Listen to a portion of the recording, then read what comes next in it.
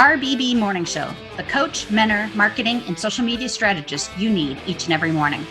RBB, a live morning talk show that gives you the ability to get the coach you need, strategist you wish you could afford, social media manager and strategist, marketing strategist, project manager, certified OBM, VA, business startup strategist, profit strategist, web strategist, email funnel strategist, sales page strategist, PR strategist, time management, mindset, and overall business development strategist. We answer it all. With over 25 years of business experience, both in corporate and small business worlds, we really can answer it all.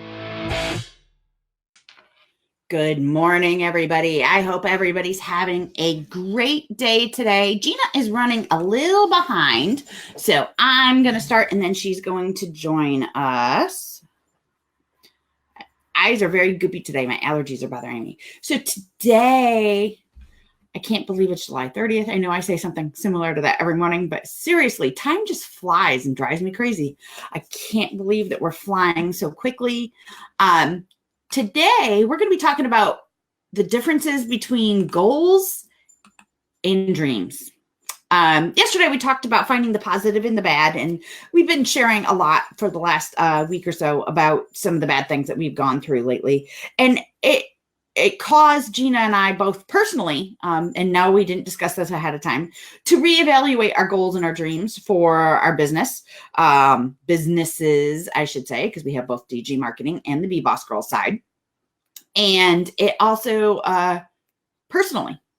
And Gina and I, amazingly enough, had almost exactly the same goals. That's part of why we work so well together, I think. And our dreams are different. We have very different ideas of what our dreams are. So when it comes to your business,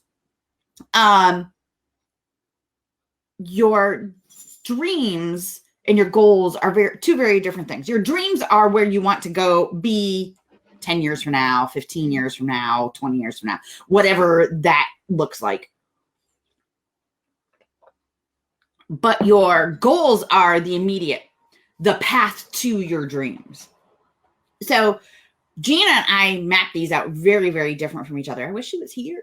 She needs to hurry up. I'm lonely. And we get there in a very different way. Gina has some major goals. And they come from a different place. We both have gone through different things. We both have been through different things, been different places. Not many people have the weird background that I have. I have a very, very weird background. And I grew up homesteading. If you don't know what that is, go look it up. Literally, think Little House in the Prairie. Except for I came from a family with money. That was just the choice they made and how to live. So trips, fancy clothes, the whole entire thing. Then I was homeless. I left home at a very, very young age and was homeless for a while.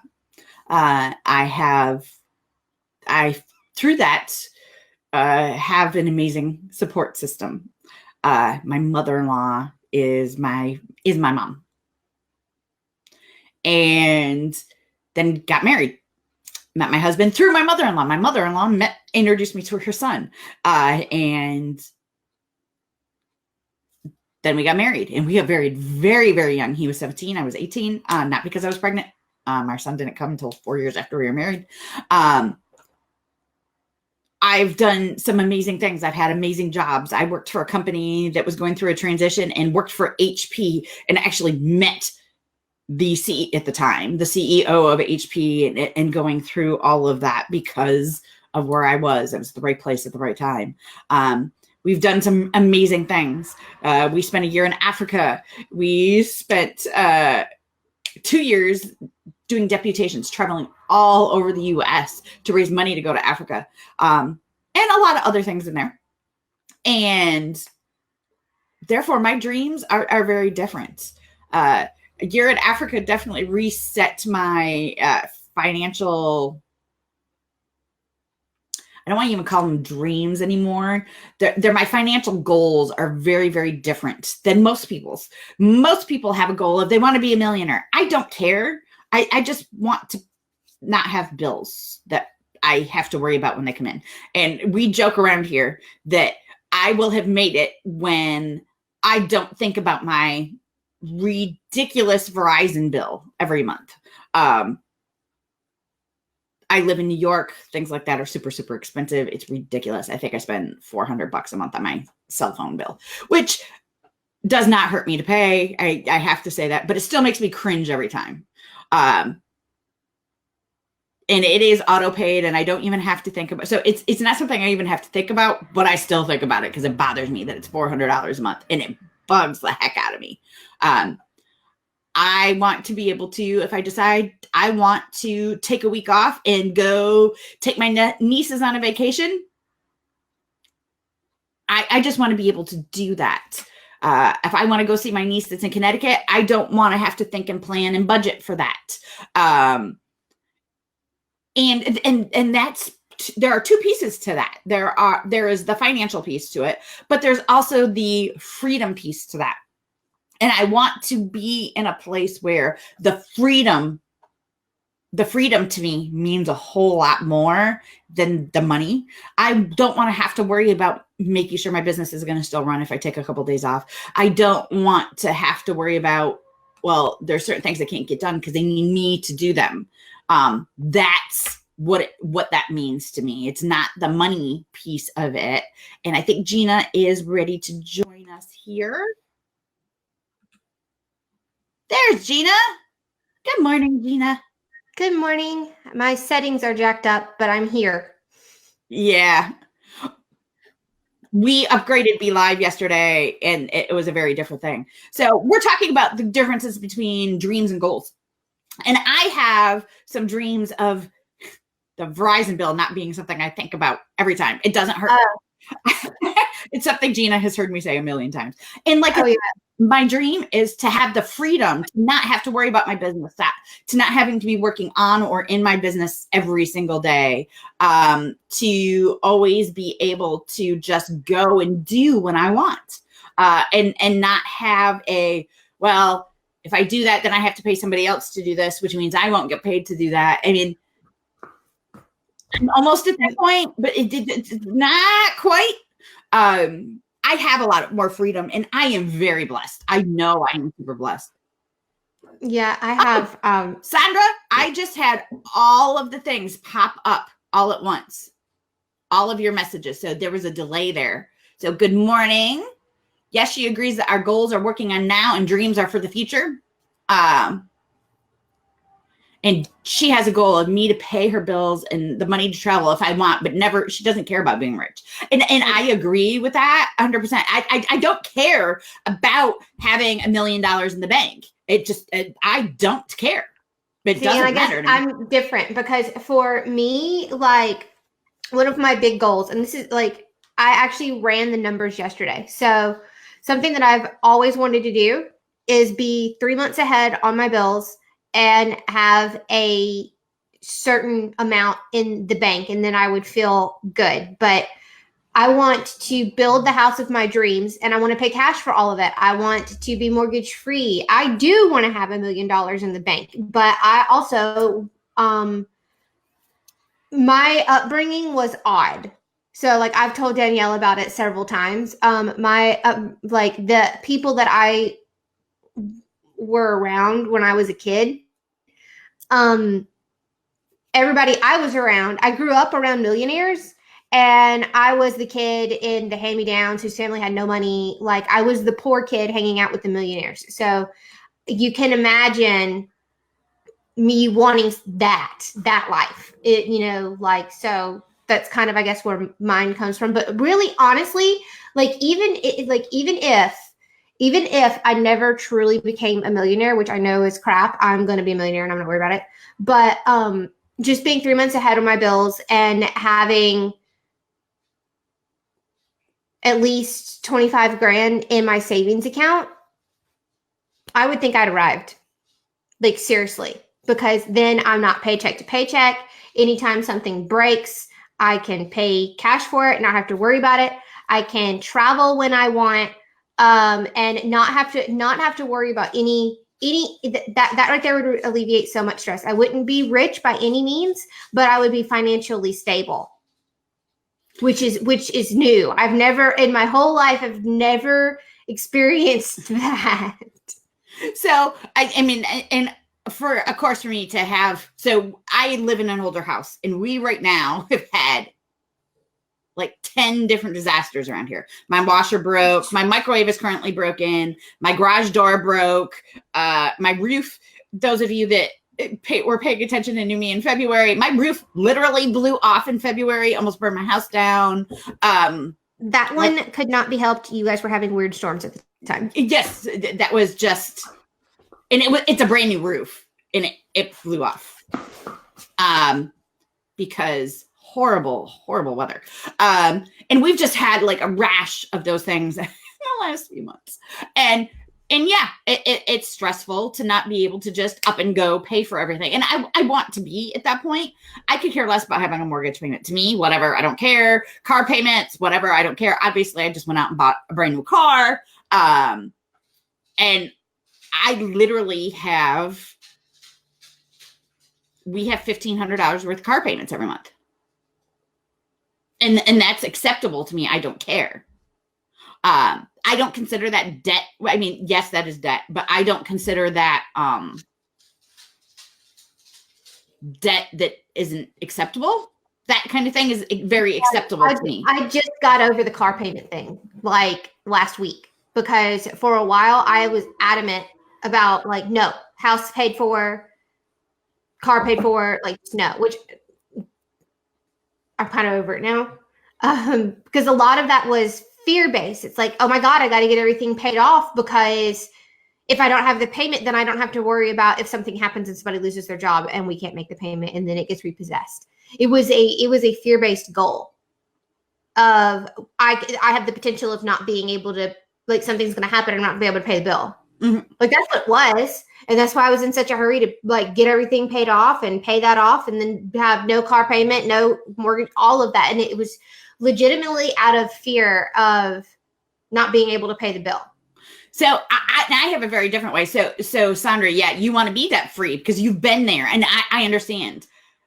Your current house is not even legal, so fixing it takes 2 times as long and always twice as much. Yeah, I know, and I live in that. Well, I have lived in that house. The house I lived in after being homeless should have been condemned, and it took us like 10 years to fix it up, but we did it. It helps that I have a husband that does everything himself. I'm very blessed in that my husband is a remodeler and an electrician. So those are mega expensive hiring somebody else things. Yeah, that's helpful. Mine, but your yard's going to look awesome. My yard will never look good, but that's another complete story. It's for me, I have no fear. I don't care. I mean, what's the worst that could happen? They repossess something, whatever. I'm still going to be taken care of. I have faith that my basic necessities and needs will be taken care of. And I think that comes from literally, I had nothing. I didn't even have a car to live in. I had nothing. And I was still taken care of. So for me, that's part of my faith. I know I will be taken care of. I know I'm fine. So I don't have a fear around money. I have things that I want. I mean, I would love right now to just be able to take 2 days off and spend them at the spa. I don't have $500 that I could just pull out of my butt to go do that. Because I need a $500 microwave and a $1,500 garage door and $2,000 to fix. I mean, I want to get to the point where that is it's been stressful. I just want to go to get a massage. So I want to get to the point, and this is when Danielle laughs at me. I want to get to the point where I know that I'm never not going to have problems. I'm not so stupid to think that money's going to solve everything, but I would like to get to the point that I've got other crap to worry about, and money isn't the main one. Like yes. That's where I want to get to. I want to get to the point where money isn't a worry, and let's talk about something else. Yeah, exactly. And our dreams are so much more about money. It's just, that's an easy one to pick. I mean, I have a dream of, I want to set up a school in Africa, and I have a specific area in the Congo River Basin. I want to build a school for girls. I want to provide them with computers and actual books and teachers that really know how to teach them. And that is a huge dream for me. That dream is also going to cost me about $2.5 million. And I know that. That's a huge dream for me. And I will reach that dream. I will get that done at some point. We'll get there.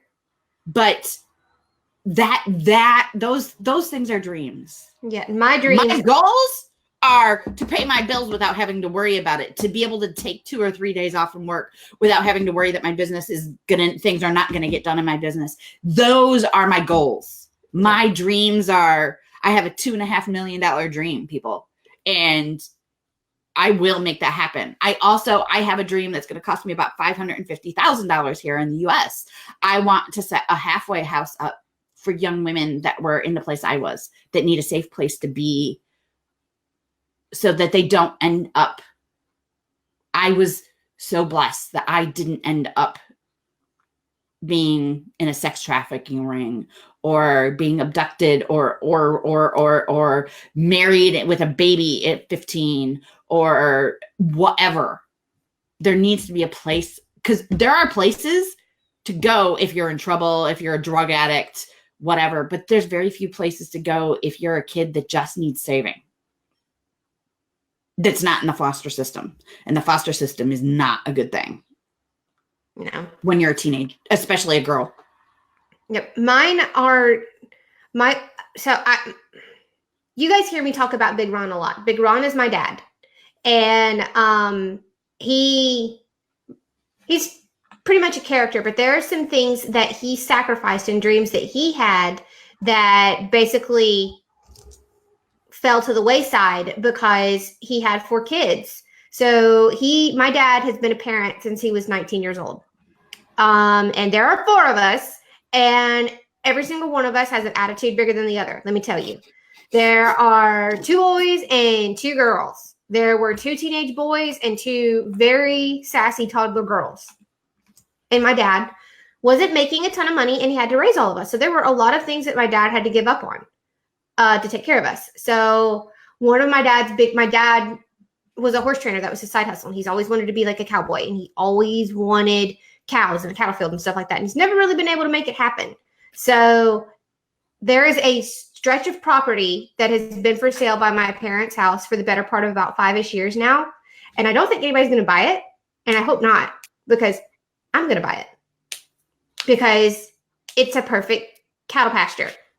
And it is literally a razor or a horseback ride right up the road from my parents' house. There's a plot of land on the map about yay big between my parents and this. I want to buy it. I want to put some cattle on it for my dad. My dad used to race cars when he was a kid. Before my oldest brother, Brian, was born, he raced. He was a drag racer, and they built in the 70s, which is really, really cool. So, and he had Eleanor from Gone in 60 Seconds. My dad owned her. He had 19, Shelby GT500. So I want to buy him one of the, well, actually, no, I'm going to buy me that, and he could drive it. Just it's small things like that. Everything for me, my big dreams are being able to come in and kind of change the game for my family. My parents, they had a beach house. Then my dad got ready to retire, and they had to sell it. We have a lake house, and it's getting very hard for my dad to maintain it. Things like that. I want to be able to take care of my family and then also have the things that my bougie little self wants. So, and that's going to take an absorbent amount of money. Because we're going to have to completely redo this pier. I got to upgrade some boats because I just can't with some of this stuff. I need my house on the lake because that's where my husband and I want to live. We want to settle on the lake. Got to rebuy a beach house so my mom will quit complaining about it. And then my husband hates where it's hot. So we got to get somewhere up in the mountains. So you see, I need money, but it's just to take care of my family. Like, my sister's a very talented baker. I would love to open a bakery for her. Just things like that. I want to do all of these things because I want my nieces and my nephew, but mainly my nieces, to see that. So, like, to see, you can do these things, work hard, and have what you want. And that all of my stuff is driven for that. So goals, dreams, two very, very, very different things. And when it comes to your business, you got to treat them very, very, very different. So tomorrow we're going to talk about goal planning for your business. Goal planning for your business is a very strategic thing.